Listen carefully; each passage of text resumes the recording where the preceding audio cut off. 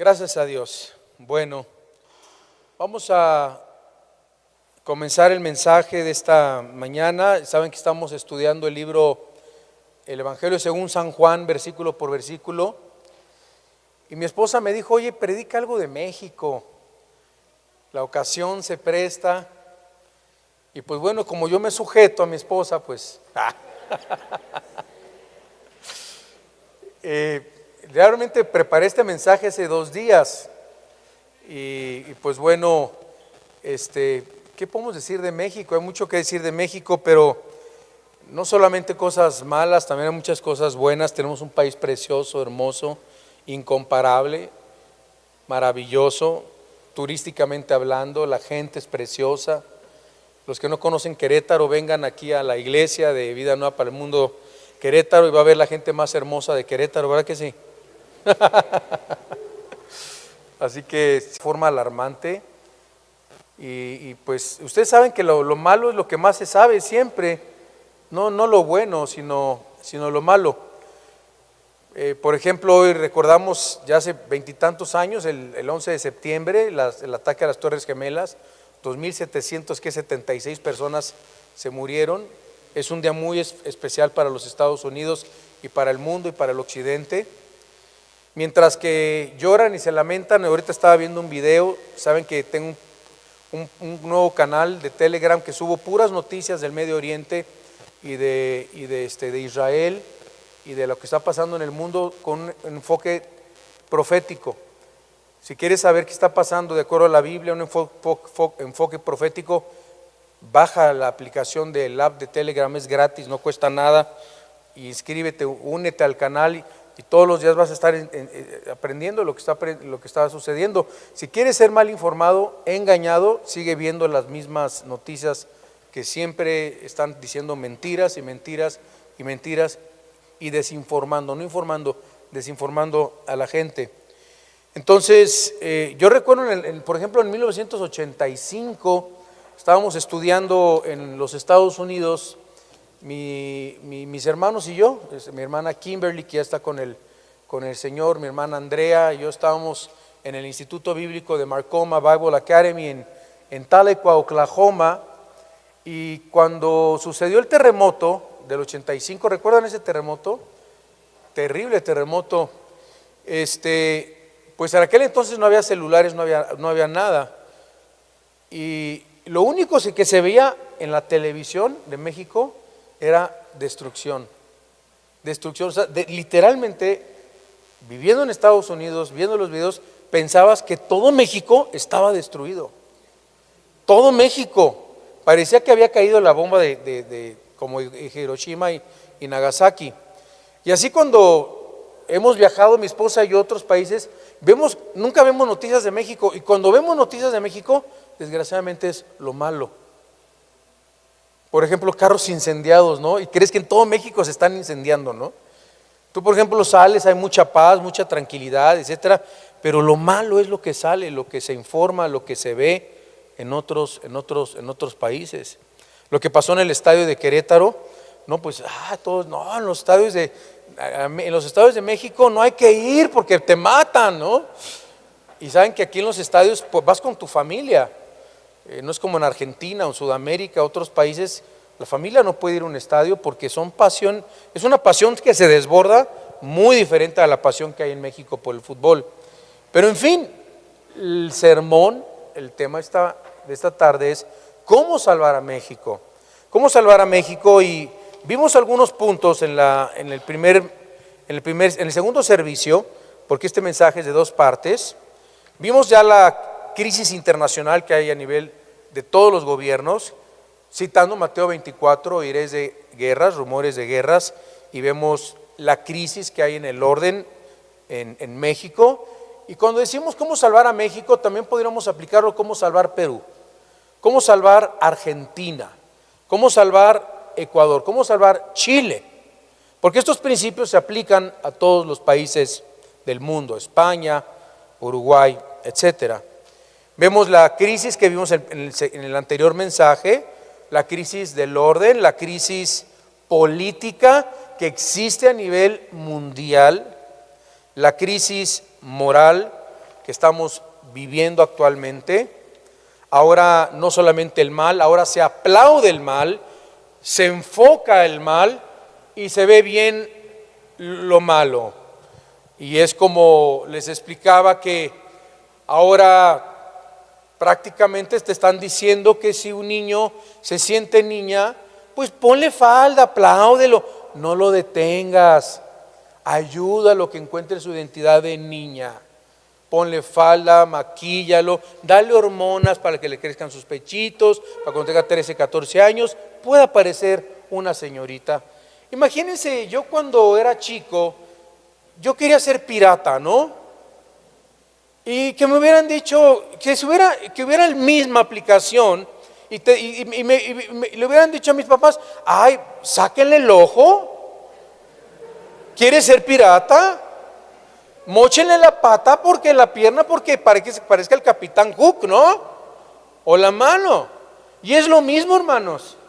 Por eso la Biblia nos dice tan claramente, instruya al niño en su camino, porque el niño está confundido, el niño no entiende, no sabe. El niño cree en Superman, cree en Tarzán, cree en Santa Claus. El niño no sabe distinguir. Para eso estamos los padres, para instruirlos en el camino de las Sagradas Escrituras, orientarlos y decirlos, porque lo que pasa actualmente es que todo este LGTBI, todo este sistema, este globalismo, progresismo, agenda globática que existe actualmente, está para atacar a los niños y para que las siguientes generaciones ya estén listas para recibir, adorar al anticristo, un nuevo sistema mundial, un nuevo orden mundial, etcétera, etcétera. Entonces, nosotros sabemos como cristianos que el problema actual es una crisis de identidad. Es una identidad. A los niños tenemos que enseñarles identidad. Por ejemplo, ¿qué dice la Biblia de los hombres? Hombres, portaos varonilmente. Eso dice la Biblia. O sea, la Biblia no dice que nos estemos portando como chavas, como señoritas, como damas. Pórtense varonilmente, hablen como hombres, pórtense como hombres, caminen como hombres. Las mujeres, pórtense femenilmente, dice las Sagradas Escrituras. Pero la crisis de identidad nos ha llevado a que ahora no saben a dónde van, cuál es el rumbo, a qué nacieron, cuál es su propósito en esta vida. Hay una confusión. Por eso ahí viene la palabra de Dios que nos enseña cuál es nuestra identidad, creados a imagen y semejanza de nuestro Dios. Así que la Biblia nos enseña cómo salvar a México. Me quedé en este punto, lo quiero repasar. La Biblia nos habla de que nosotros tenemos como cristianos, como mexicanos, cristianos, deberes hacia el gobierno civil, sujetarnos a nuestro gobierno, mientras el gobierno no nos pida hacer algo que vaya en contra de las leyes de Dios. Pueden prohibir muchas cosas, pero no nos pueden prohibir leer la Biblia, no nos pueden prohibir orar, no nos pueden obligar a participar de la inmoralidad. Aunque esté legalizado el matrimonio del mismo sexo y todo esto, no significa que me sujeto porque el gobierno dice que hay matrimonio del mismo sexo. Sí, pero la Biblia dice que no. Y hay una ley arriba de la ley de los hombres, que es la ley de Dios. Y nosotros no podemos violar la ley de Dios. No podemos ir en contra de las leyes que están establecidas en su palabra.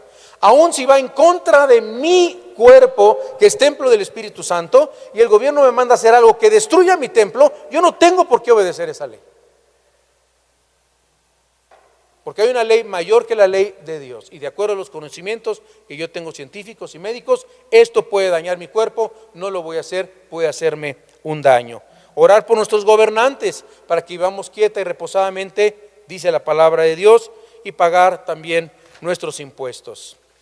Y vamos a retomar este mensaje en la verdadera solución bíblica para detener el crimen, ya que la escala del crimen al que ha llegado nuestro país es alarmante, y parece ser que nuestro gobierno y los anteriores gobiernos y cada gobierno que entra prometiendo algo, porque todos prometen que se va a acabar la violencia, se va a acabar, van a bajar los índices de criminalidad, de secuestros, de homicidios, todos prometen lo mismo y luego cuando llegan, no, es que a mí me heredaron este problema. Es que, bueno, cuando tú quisiste ser presidente, sabías que había este problema y prometiste solucionar este problema. ¿Dónde está el problema solucionado?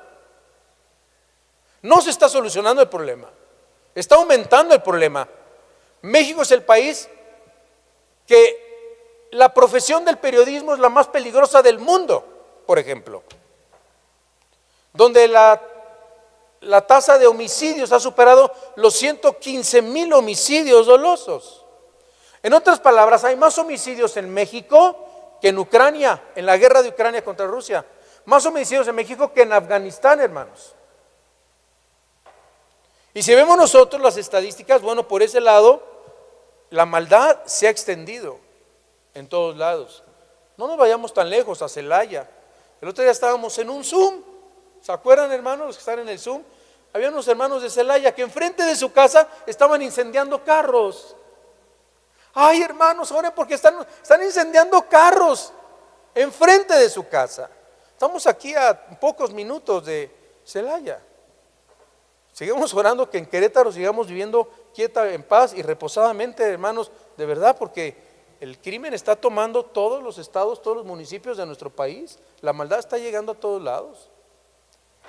Y bueno, también la Biblia nos dice que esto basta y está profetizado. Por más que quiera ser optimista y únete a los optimistas, la palabra de Dios dice que esto va a ir de mal en peor. La maldad va a ir aumentando, va a ir incrementando. Así que eso de que imagine, como la de John Lennon, imagine all the people, y viviendo todo así, y todo, hermanos, no, eso va a ser hasta el milenio, eso hasta que el Señor venga por nosotros y hasta que vengamos a reinar con Cristo aquí en la tierra. Eso sí nos enseña las Sagradas Escrituras, pero mientras tanto no va a ser así el mundo, no va a ser así el mundo, no va a ser así. Y la pregunta es, actualmente el único medio para castigar a la delincuencia y el crimen podrían ser los sistemas penitenciarios. Vemos que los sistemas penitenciarios están convirtiéndose las cárceles en escuelas para aprender a ser un criminal, no para enderezar a los criminales. No han sido las cárceles centros de rehabilitación de delincuentes, han sido escuelas del crimen donde las cárceles se aprende a delinquir mejor. ¿Cómo salvar a México? ¿Qué dice la palabra de Dios? ¿Qué dice de la criminalidad? Por ejemplo, en el Antiguo Testamento se hablaba de la restitución. Por ejemplo, la persona que era sorprendida robando, se le daba la oportunidad de pagar trabajando para restituir lo que se había robado. La implicación era restaurar la dignidad del individuo para que aprendiera lo que es la restitución. Actualmente los ladrones saben cómo salen, con una fianza, pero nunca le pagan al que le robaron. Y en el Antiguo Testamento tenía que pagar lo que se había robado. Así que jamás le pagan a la víctima lo robado y continúan con su carrera de latrocinios. La pena de muerte. Muchos preguntan que si es bíblica la pena de muerte. ¿Sabía que Dios inventó la pena de muerte al malvado, al criminal, al que mata? Al contrario de lo que piensan muchas personas, la pena de muerte tiene su origen en las Sagradas Escrituras. En Génesis capítulo 9, en el versículo 6,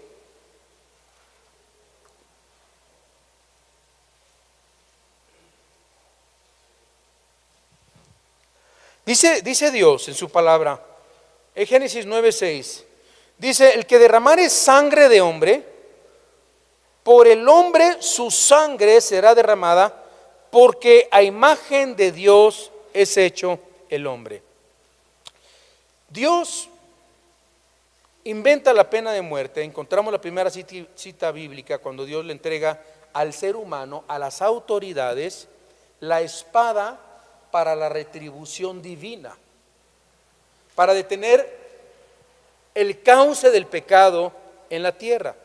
Cuando Dios inventa la pena capital, era muy simple desde la perspectiva divina. Y eran 3 lecciones que Dios quería enseñar a los delincuentes, a los malvados. Una, que era una cuestión de justicia. En otras palabras, la Biblia dice: el que la hace, la paga. El que la hace, la paga. Eso es bíblico, hermanos. Segunda, era una manera de frenar y detener el crimen. Por ejemplo, las personas que oyeran que era una pena capital, si tú le decías, hijo, no mates, hijo, no violes, hijo, porque hay pena de muerte, la persona pensaría 5 veces antes de hacer el mal, no hacerlo por causa de la pena que se infligiría por causa de su crimen. Cuando en un país dice, no, pues con lana sale y con lana baila el perro, y no, pues a los narcos no los persiguen, los cárteles andan por todos lados, hay más cárteles que iglesias, y hay más esto que aquello, y no pasa nada, eso impulsa a los malos a ser más malos, y que los jóvenes, los niños, los adolescentes, los jovencitos quieran ser malos, porque a los malos les va bien.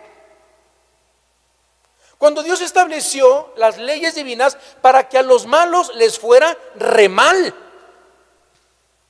perseguidos, ajusticiados, pena de muerte. Y 3, era la única manera de hacer reflexionar a la raza humana la enorme valía que Dios le da al ser humano, porque Dios nos hizo a imagen y semejanza. Hermanos, ¿con qué podemos pagar la vida de otra vida? Con 50 años de cárcel, ¿eso te devuelve la vida de esa persona? ¿Con 70 años de cárcel? La Biblia nos enseña que no existe nada en esta vida que pueda pagar o compensar la vida de un ser humano, y cuando Dios, al instituir Dios la pena de muerte a los criminales, podrían apreciar que solamente una vida se paga con otra vida. ¿Cómo es posible que oigamos en las noticias de un hombre aquí en Querétaro o en cualquier otra parte que estaba abusando de una niña, la tenía encerrada de 5 años de edad y la tenía como una esclava sexual? ¿Con qué puede pagar ese hombre ese crimen? Sino con la muerte. ¿Es posible que salgan los violadores de las cárceles por fianza? ¿Es posible? Y que salgan y vuelvan a cometer el mismo pecado. Y que al instituir Dios la pena de muerte está librando a 10, 20, 30 personas que no vuelvan a sufrir el mismo crimen en contra de su vida o el mismo abuso en contra de su vida. En Estados Unidos funciona la pena de muerte en casi 10 estados de los Estados Unidos. No sé si sea necesario instituir la pena de muerte en nuestro país, pero hermanos en Cristo, el gobierno debe de México entender, si quiere y queremos salvar a México, que se tienen que aplicar leyes mucho más severas en contra de la maldad. Eliminar el sistema de fianzas y de cauciones, por ejemplo, cuando se trata de crímenes comprobados y mayormente en contra de los policías. En Estados Unidos matas a un policía y te va como en feria, no te la acabas. La ley se tiene que imponer. Dice la Biblia en Romanos capítulo 13 que la ley está hecha para los que hacen lo malo, porque los que hacen lo bueno, miren, ustedes están paranoicos de que saliendo de aquí los van a agarrar y los van a arrestar. ¿Están esperando que los arresten saliendo de la iglesia? No, ¿por qué no? Porque no han hecho nada malo. Pero el que hace algo malo, el que cometió un crimen o algo, está temeroso de que lo vayan a agarrar en cualquier momento y les entra lo que se llama la paranoia. La paranoia. Yo recuerdo que estaba en los Estados Unidos manejando, falleció un amigo en Estados Unidos y había un tráfico tremendo. Entonces a mí se me hizo muy fácil, como en México, irme por el acotamiento, por lo rojo. Ya estaba yo feliz. No feliz porque se había muerto mi amigo, pero dije, tengo prisa por ir al hospital. Y yo decía, ay, estos gringos, si vieran que se pueden ir por aquí, ay, no, somos tan prácticos los mexicanos, de verdad. Y no había pasado ni 2 minutos y atrás, ¡sí!, me para un policía, un grandotote, una pistolota. Ay, hello, sir. Y me dio unos gritos. ¿Y por qué? Le dije, no, pues es que pues en México sí le hacemos. Todavía quemo mi país, ¿no? Me dice, but you're not in Mexico. You're in the United States of America. And you cannot do that here. No puede hacer esto aquí, está en los Estados Unidos de Norteamérica. Y me la pasó. Me dice, lo vuelvo a ver, que quebrante esta ley y le voy a meter una multa muy severa. Hermanos, Perdón, le digo, oiga, es que se murió se murió un amigo y tengo prisa. Me dice, todos los que están aquí tienen prisa, todos necesitan obedecer la ley. Por eso hay ciertos países que tú has visitado, que has ido, donde la ley se hace respetar. Nadie rompe la ley. Tiras basura por la ventana, $500 de multa. Hay un bache, puedes demandar al gobierno. Por eso no hay baches en muchos países del mundo. Imagínense que aquí pudiéramos demandar por los baches. Seríamos ricos, hermanos. ¿Sí? Pero bueno, uno no son baches, son eso. Pero bueno, cada gobierno civil tiene la prerrogativa otorgada por el Dios de la Biblia de decidir la manera de detener el crimen. ¿Cómo podemos nosotros tratar? ¿Cómo puede pagar alguien que trata con blancas, que trata con menores, que trafican con mujeres, que trafican con menores de edad, por abusos, por feminicidios, que están altísimos en nuestro país y en América Latina? Dios nos dice en la Biblia, y unos me dirán, es que la Biblia dice no matarás. ¿Para qué se dice la Biblia? Pero cuando estudias la Biblia que dice no matarás, Dios le da prerrogativa al gobierno de que cuando tú vas a la guerra, estás defendiendo, no estás matando con premeditación, alevosía y ventaja. Tú estás matando en el nombre del gobierno, que Dios le da la prerrogativa al gobierno de ir a la guerra y matar y defender tu país, o ir a la guerra y defender tu patria. Por eso, un cristiano sí puede ser soldado, un cristiano puede ser policía y matar a un criminal si le saca un arma, lo quiere matar o está viendo que está abusando de una niña o de una menor o está armada esa persona. Tú puedes matar en el nombre de la ley. No podemos aplicar ese versículo, no matarás. En otras palabras, esa palabra, no matarás, es hacer justicia bajo tu propia mano. Lo que se llaman los famosos linchamientos. Eso sí es, no matarás. Ya están quebrantando el mandamiento de Dios. Y quiero terminar diciendo esto: ¿cómo salvar a México? La respuesta adecuada, bíblicamente hablando, para todos nosotros que somos ciudadanos mexicanos cristianos. La Biblia nos dice, en primer lugar, número 1, que no puede haber un cambio en ningún país si no hay arrepentimiento. Siempre Dios ha pedido arrepentimiento. Y siempre Dios ha llamado al arrepentimiento. A Nínive la llamó al arrepentimiento. A Sodoma y Gomorra la llamó al arrepentimiento. Y así todas las naciones que podemos ver nosotros en el Antiguo Testamento, en la palabra de Dios, al pueblo de Israel, Dios siempre los llamaba al arrepentimiento. Y conocemos un versículo muy famoso en 2 de Crónicas, capítulo 7, en el versículo 14, que nos dice la Biblia, ¿cómo se puede salvar un país? La Biblia nos dice, si se humillare mi pueblo, sobre el cual mi nombre es invocado. Fíjense, si se humillare mi pueblo, sobre el cual mi nombre es invocado, ¿y qué? Y oraren, y buscaren mi rostro, y se convirtieren de sus malos caminos. Aquí no dice abrazos, no balazos, ¿verdad que no? Dice, y se convirtieren de sus malos caminos. Entonces yo oiré desde los cielos y perdonaré sus pecados y sanaré su tierra. ¿Cómo salvar a México? Con el arrepentimiento. México necesita escuchar el mensaje de Cristo Jesús. Como nunca antes tenemos que predicar de Cristo. Tenemos que predicar lo que la Biblia dice, 1 Corintios 15, Cristo murió en la cruz, Cristo fue enterrado, Cristo resucitó a los 3 días de entre los muertos. Es el evangelio, el mensaje de la cruz. Cristo es el camino, Cristo es la verdad, Cristo es la vida. La solución no es Morena, la solución no es el PRI, la solución no es el PAN, la solución no es el PRD, la solución es Cristo, hermanos.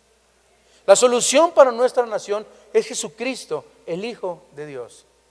Él vino a rescatar, Él vino a morir por los que se habían perdido, dice la Sagrada Escritura. En Juan capítulo 17, versículo 21,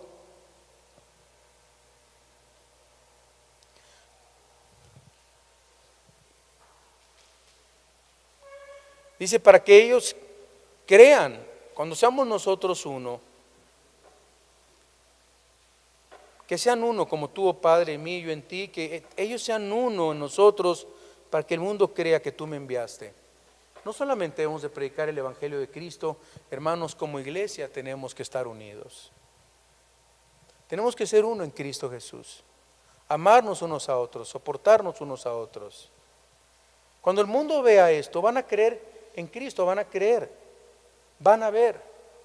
O sea, hay gente en tu familia que se va a convertir no porque les hables, sino porque ven tu cambio, ven tu vida, tu cambio, tu entrega. Eres distinta, distinto, más amoroso, más perdonador, eres más aguantador, no más menso, más aguantador, más paciente, más bondadoso, más manso, más humilde, para que crean. ¿Cómo van a creer si tu propia vida no demuestra el cristianismo? No muestras a Cristo con tu vida, con tus acciones, con tu forma de hablar, con tu forma de comportarte. Es más, la gente cerca de nosotros se convierte y cree en Cristo no tanto por lo que hablamos, hermanos, sino por lo que actuamos. Seamos hacedores de la palabra, no solamente oidores, engañándonos a nosotros mismos. Este arrepentimiento debe ser a nivel nacional, tanto como los gobernantes como los ciudadanos de nuestro país deben de saber y deben de entender que solo Dios, a través de la obra de su Hijo Jesucristo en la cruz del Calvario, nos puede perdonar, puede sanar nuestra tierra, y nuestra tierra, nuestra nación puede tomar un rumbo distinto. Pero este perdón solo viene como base en el arrepentimiento, por causa de la sangre derramada por Cristo en la cruz del Calvario. O sea, el cristianismo no va a salvar a México, el catolicismo no va a salvar a México, el mormonismo, ni los musulmanes, ni los testigos de Jehová, porque estas son religiones, hermanos. Cristo no es una religión, Cristo es un estilo de vida. Cristo es una relación, el cristianismo es una relación viva, eficaz, diaria con Dios, una relación donde empezamos a vivir conforme a la voluntad de Dios, hacemos la voluntad de Dios, y los mandamientos de Dios nos llevan a obedecer nuestras leyes en nuestra nación, y comenzamos a vivir de una forma quieta y reposadamente en toda paz y en toda honestidad. Prediquemos el Evangelio. Dediquemos nuestras vidas a predicar el Evangelio. Invirtamos dinero en aquello que se predica el Evangelio. Dediquemos tiempo. Salgamos a las calles, prediquemos a la gente, a tu muchacha, al jardinero, a los tablarroqueros, a los trabajadores en tu casa. Prediquemos el Evangelio. Cada alma que se convierte es un mundo que se está transformando. Es una alma que se dirige al cielo y no a la perdición, no al infierno. Es una vida cambiada. Una persona cambiada puede cambiar toda la familia, todo el entorno. Les hemos dado testimonio de que Alejandro, mi tío, fue el primero en la familia que se convirtió, el primero. Y ahora toda nuestra familia, prácticamente toda nuestra familia es salva. Y no porque el versículo diga tú y tu familia serán salvos, es una promesa de que todos se van a salvar. No es una promesa que todos se van a salvar, pero hay más estadísticas de que cuando un cristiano, una persona es cristiana en la familia, más se conviertan que cuando nadie es cristiano. Así que si nadie en tu familia es cristiano, ahí vienen, se van a empezar a convertir gracias a tu testimonio y a tus oraciones. Número 2, orar por México. Nos dice en 1 Timoteo capítulo 2. 1 Timoteo capítulo 2, versículo 1, dice: exhorto ante todo a que se hagan rogativas, oraciones, peticiones y acciones de gracias, dice, por todos los hombres, por los reyes y por los que están en eminencia, para que vivamos como quieta y reposadamente en toda piedad y honestidad. Ahí en mi noticiero subí, murió la reina. Es coronado Carlos III. Y alguien me contesta, el único rey es Cristo, Él es el rey del universo. Y le contesté, le dije, hermanita, Cristo es el rey de reyes y señor de señores. O sea, sí existen los reyes en la tierra, pero el último y el más grande y el único rey de reyes es Jesucristo, el Hijo de Dios. Por supuesto que sí. La Biblia nos dice que para vivir en orden, oremos por los reyes, oremos por Andrés Manuel, oremos por Mauricio Curi, por Luis Nava, por Sosa, oremos por nuestros diputados, oremos por nuestros senadores. ¿Para qué? ¿Para qué? Para que vivamos en toda piedad, quieta, reposadamente, en honestidad. Oremos para que en México se siga pudiendo predicar el Evangelio de Cristo con libertad. Que nos sigan dando permisos para predicar en las calles, en las plazas, en los parques, y no como en China, que no dan permiso. ¿Se acuerdan de los misioneros que fueron a China y que les pasamos ese video? ¿Sí se acuerdan o se los cuento? ¿Sí se los cuento? ¿Sí? ¿Sí? Fueron los misioneros, ¿no?, a predicar a China. Y para predicar en China, si tú te congregas con cristianos, es pena de 5 años de cárcel. O sea, si ustedes estuvieran en China ahorita, afuera nos estaría esperando la ley y nos vamos todos 5 años de cárcel por habernos congregado aquí. Así es la ley, el comunismo en China.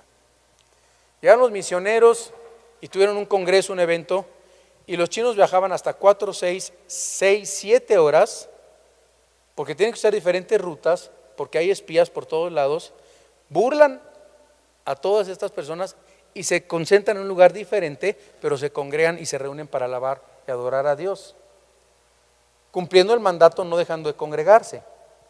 Porque en la iglesia primitiva perseguían a los cristianos, los metían a la cárcel, los mataban, sí se congregaban, y aún Pablo les dice, no se dejen de congregar. Fíjense, y aquí por una pandemia se dejaron de congregar. Pero bueno, van los misioneros allá y comienzan a predicar y acaba el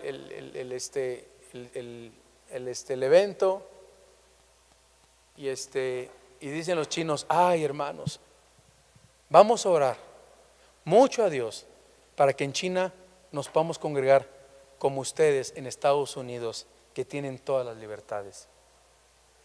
Y dicen los misioneros, no, hermanos, no oren para ser como los Estados Unidos. Oren para que en los Estados Unidos pueda haber cristianos que sin tener las facilidades y las comodidades que ustedes tienen, viajan hasta 6, 7 horas para congregarse, donde allá se fijan quién tiene el mejor aire acondicionado, las sillas y las butacas más hermosas, quién tiene rayos láser en sus iglesias y quién tiene los mejores auditorios y templos. Y la iglesia está fría, más fría que cualquier otra cosa. El Evangelio de Cristo se ha muerto en los Estados Unidos.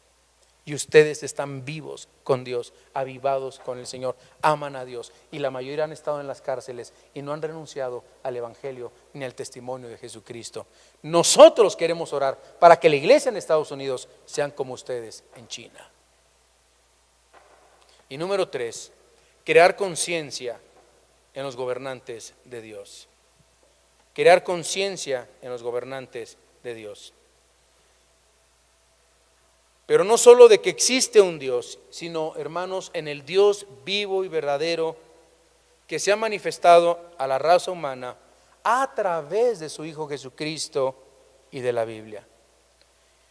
George Washington, que fue el primer presidente de los Estados Unidos de Norteamérica, dijo al iniciar su gobierno, así dijo, es imposible gobernar un país sin la Biblia. George Washington. Los presidentes en los Estados Unidos juran sobre la Biblia, y sobre la misma Biblia que juran defender al débil, ese mismo país por tantos años ha matado a más de 55 bebés no nacidos, abortados. Ese mismo hombre que jura sobre la Biblia anda matando niños inocentes, cuando la Biblia dice, y protegerás al inocente y al débil.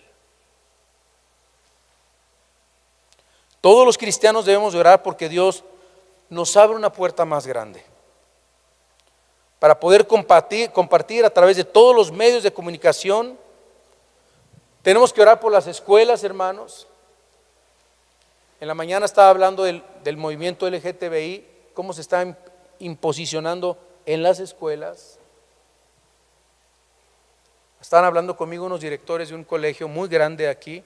Yo les dije, oye, ¿cómo le hacen ustedes con un colegio tan grande, con todas estas imposiciones que la SEP está poniendo, el gobierno, para que ustedes enseñen la ideología de género a los estudiantes? ¿Sabes qué me contestaron ellos? estamos siendo perseguidos.